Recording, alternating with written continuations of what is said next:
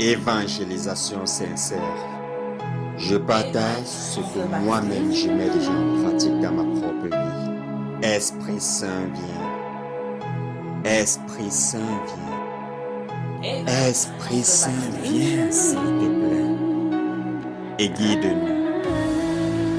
Et protège-nous. Et montre-nous le chemin. Seigneur Esprit Saint.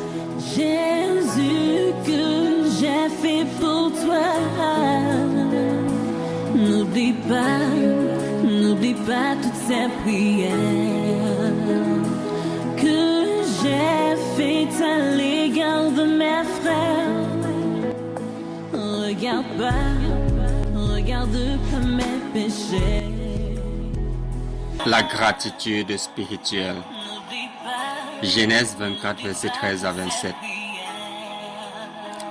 À un moment donné, chrétien ou pas, chacun sollicite l'apport de Dieu pour la réalisation d'un projet ou d'un plan qui lui tient vraiment à cœur dans sa vie. Certains veulent une promotion dans leurs différents lieux de service. D'autres, par contre, c'est de trouver l'âme sœur. D'autres prient pour trouver un bon emploi. D'autres, c'est de connaître la joie de l'enfantement. D'autres, c'est de pouvoir construire leur maison, etc., etc. C'est ainsi que tu vois. Certains commencent à écouter et danser la musique religieuse désormais.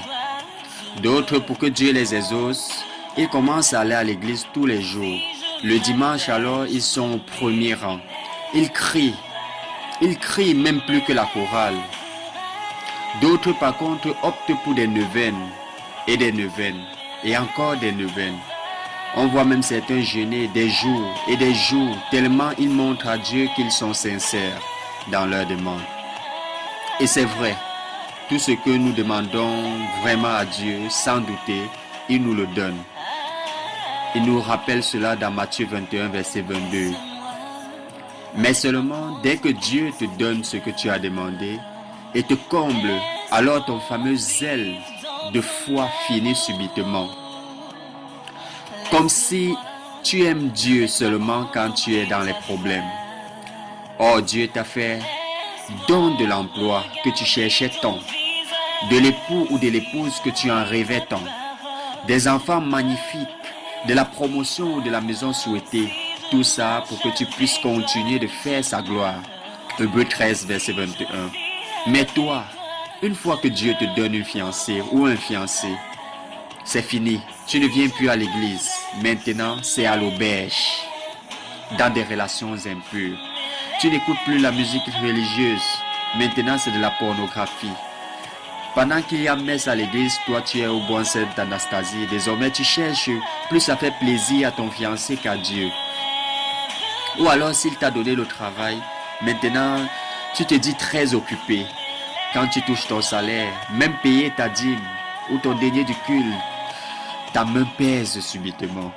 Oh, quelle ingratitude envers Dieu qui nous aime pourtant tant. Or, regardons le comportement d'Éléazar, le serviteur d'Abraham dans le texte que nous venons de lire. À peine il a pu obtenir la première étape de réalisation de ce pourquoi il voyageait, qu'il oublie d'abord la fille pour se prosterner et remercier le Seigneur. Ainsi, à chaque étape réalisée, il prie pour dire merci mon Dieu. Il va même au-delà de la reconnaissance. Ça se voit qu'il aime ça, être en relation conforme avec Dieu. Mais si c'était nous aujourd'hui, on dirait j'ai beaucoup prié déjà. Ou ce n'est pas en allant encore à l'église que ça prouve que je crois en Dieu. Tu pries pour qui au juste, mon frère, ma soeur? À qui veux-tu prouver que tu crois en Dieu ou pas? Tu allais ou vas à l'église pour qui? Pourtant, c'est le bon moment de remercier le Seigneur en grandissant dans notre vie chrétienne, en partageant et en témoignant de sa grâce dans tous les domaines de notre vie. Dans Marc 16, verset 15, il nous dit « Allez partout dans le monde, annoncer et pratiquer l'évangile. » C'est là la principale tâche de celui ou de celle qui se dit chrétien ou chrétienne, que Jésus nous a confié en montant au ciel.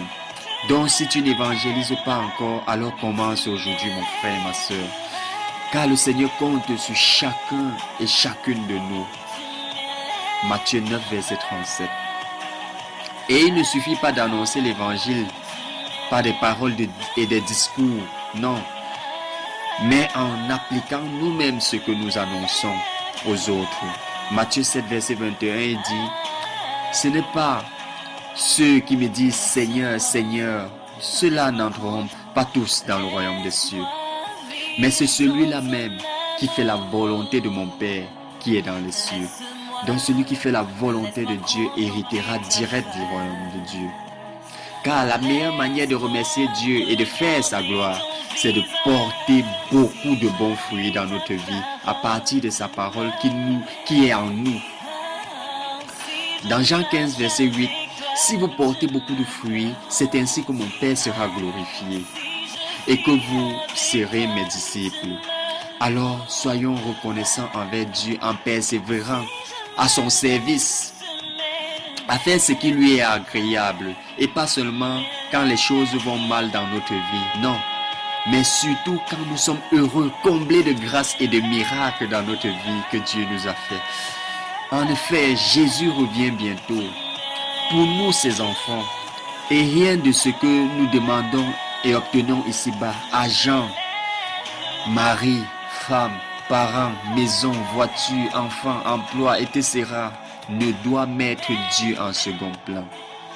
Sinon, abandonnons cela en demeurant plutôt spirituel dans l'évolution des choses.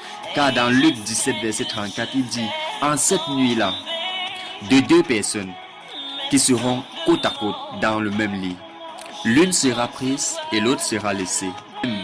Il serait donc mieux qu'il ne trouve sur le chemin de son Père directement pour le paradis, plutôt que sur le chemin des choses éphémères du monde, pour l'enfer malheureusement. Prions. Seigneur, merci pour cet enseignement. Merci de ta parole qui nous aide, qui nous protège, qui nous sauve. Aujourd'hui, tu nous rappelles de la gratitude que nous devons avoir vers toi. Que les choses éphémères de ce monde ne passent pas en premier plan dans notre vie. En tant que chrétien, Seigneur, tu me pousses à vivre ta parole, à vivre des choses de l'esprit. Seigneur Jésus, à t'adorer en esprit et en vérité. S'il te plaît, Seigneur, aide-nous à y arriver. Nous ne pouvons rien sans toi, Seigneur. Je suis tombé, s'il te plaît, aide-moi à me relever. Aide-moi à te suivre.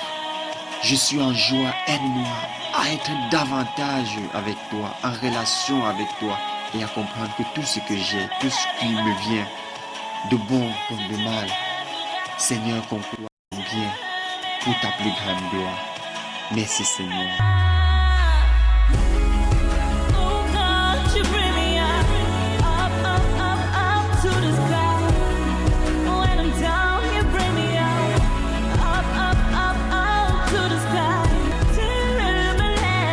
Vraiment, merci Seigneur pour cet enseignement.